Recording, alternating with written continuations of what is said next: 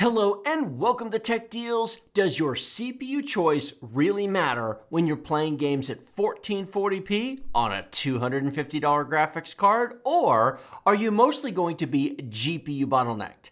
Today is a follow-up video to my recent "You don't need an RTX 3080 to play games at 1440p 144Hz video, this time switching from the i9-10900K used in that video to the Ryzen 7 2700X.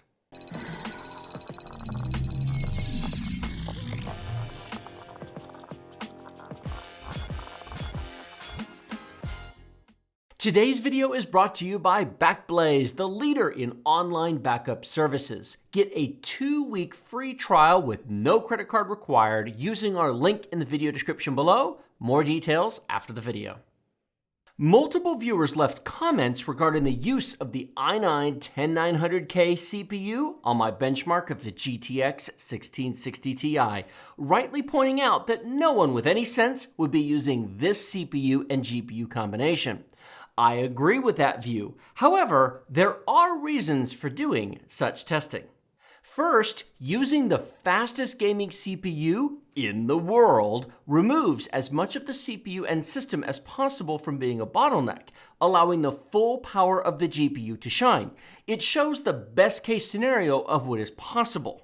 Second, it allows me to do a follow-up video comparing the full line of graphics cards from the $150 entry-level GTX 1650 all the way up to the new $1,500 RTX 3090 on a single CPU and test bench. I did such a video last year on my 16 GPUs compared, and I'll do a refreshed version of that series this December in 2020 once RDNA 2 and Ampere fully launch.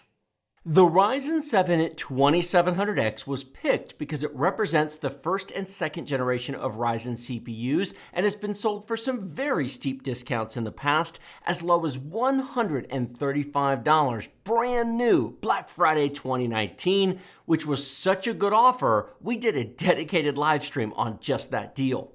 It is also new enough that I wouldn't advise most people to just replace it in the next year or two unless ultra premium computing is the goal.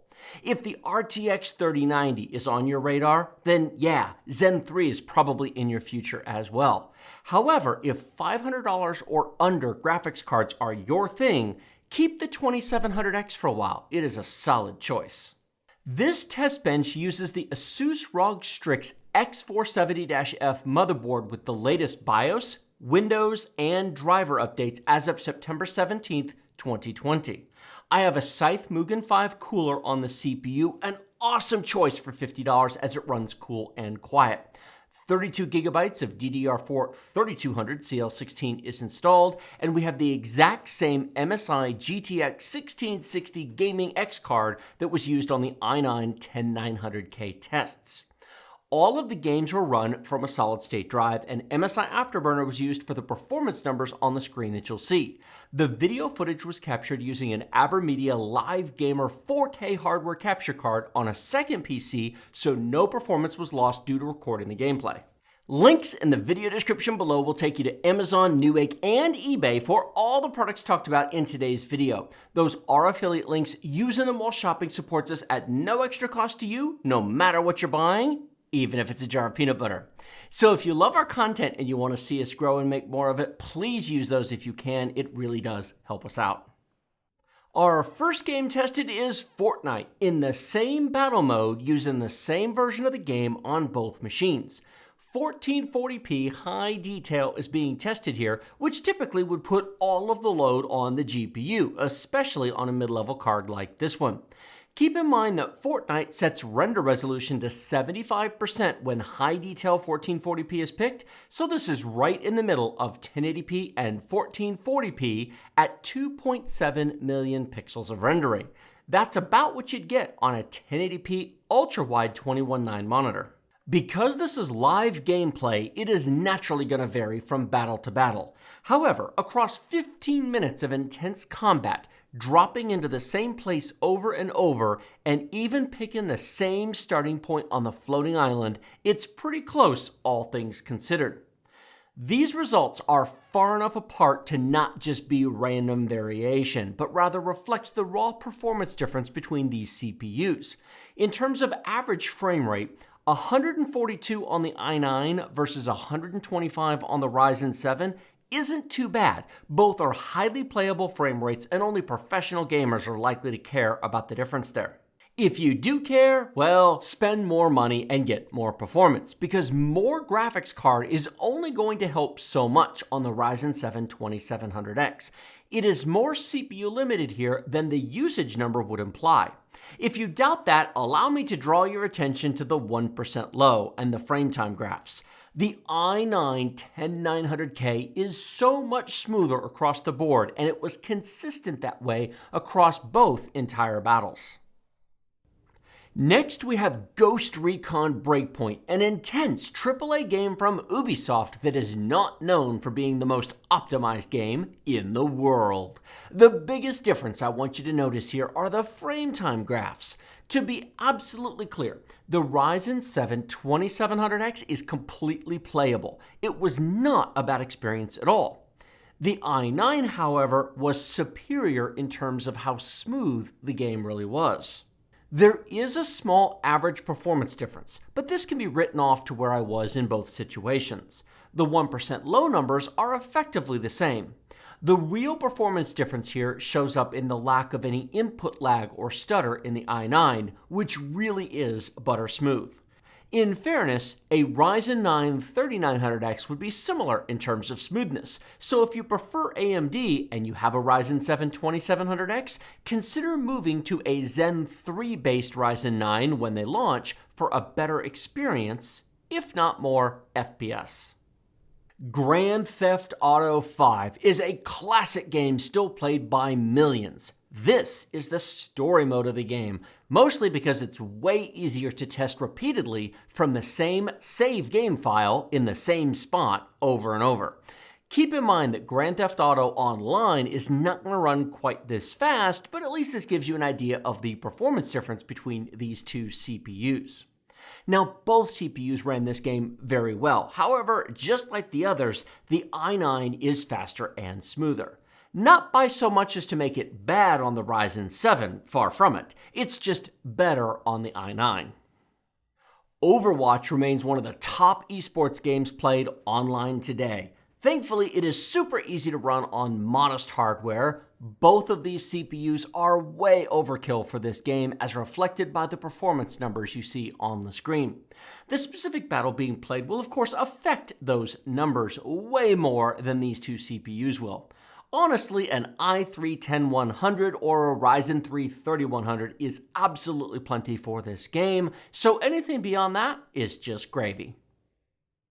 The Division 2 remains one of my favorite games in recent years. Where else can you walk into a room like Rambo, open up on a dozen bad guys with a belt-fed weapon, and pretend that you're in the Expendables? Performance on both CPUs is solid. However, the i9 is faster here with higher average frame rates and 30% higher 1% lows. Look at the frame time graphs. The i9 is much smoother with almost flatline frame time graph throughout most of the game, while the Ryzen 7 has a lot of small stutters in it. Now Zen 2, the third generation, the 3700X, fixed most of those stutters, and I do expect that Zen 3 will do even better when it launches. So like before, if you want the smoothness of the i9, but you want to buy AMD, Zen 3 will be ideal for that. However, Zen 2 is not a bad choice either. If you're on a first or second gen Ryzen CPU and money is tight, it's worth waiting until Black Friday to see if Zen 2 goes on sale the way Zen Plus did last year.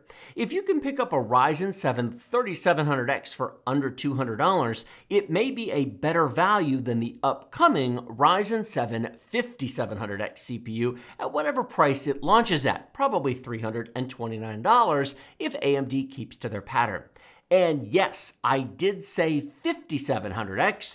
Rumors are they will skip the 4000 series names for the primary desktop CPUs. Now that's not confirmed. We'll see what happens in October. Here is a graph with all 5 games shown, the average frame rates and the 1% lows. What is not shown here are the frame time graphs. That's why live gameplay footage is included, so you can watch that in real time with the action. A chart only tells part of the story. The footage is another part, and playing the games themselves is yet another. Since you can't reach through your monitor and play the games yourself on these 2 machines, let me offer this thought. Both are awesome CPUs, and either would keep most gamers happy. Is the i9 better? Of course it is. Sometimes by a little, sometimes by a lot. It depends upon what you're doing. If money isn't an issue, it is the CPU to own for gaming. However, it is also $500, while the Ryzen 7 2700X has been sold brand new for as low as $135. As much as I like the i9, I have to give the value props to the Ryzen 7 2700X. The average frame rates across all 5 games are shown here. The i9 was 10 frames per second faster than the Ryzen 7 overall. That may not sound like much, and honestly, it's really not. The 1% low is where you see the real difference, with the i9 being 50% faster than the Ryzen 7. If you watched all the footage, you saw that in the frame time graphs. It isn't game-breaking. All of these games are playable, with Fortnite being the roughest of the bunch, but it does show that CPU choice does matter, even when you're using a $250 graphics card, even when you're playing at 1440p.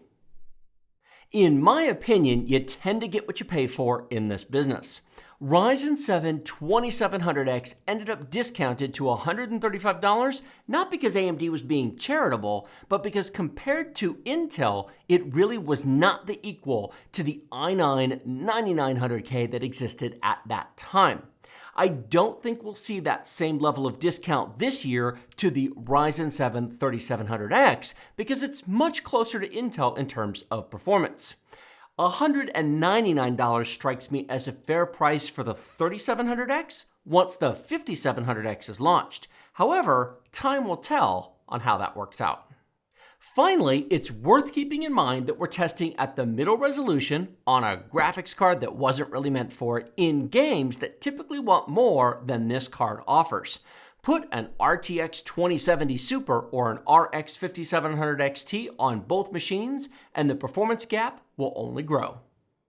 BackBlaze is the leader in online backup services. Back up everything on your computer, including external USB hard drives, for just $6 per month with no limits. No file size limits, no backup size limits, no throttling, and multi-threaded upload support.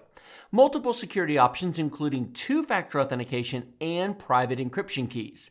Rapid restore with file downloads, plus the option to have your data shipped to you via USB hard drive, and file version support, which keeps multiple copies of files as you change them to allow recovery of older files or accidentally deleted files, with the option to keep locally deleted files in your backup forever. Sign up for a free 2-week trial using our link in the video description below. No credit card is required.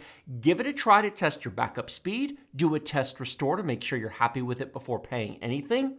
We have been paying customers of BackBlaze for 9 years, long before we had a YouTube channel, and we highly recommend it. Thank you all so much for watching all of this. Thank you for sitting through the sponsor spot. It's greatly appreciated. 2 gold stars for all of you for sticking around to the end, and 2 thumbs up for all of you as well.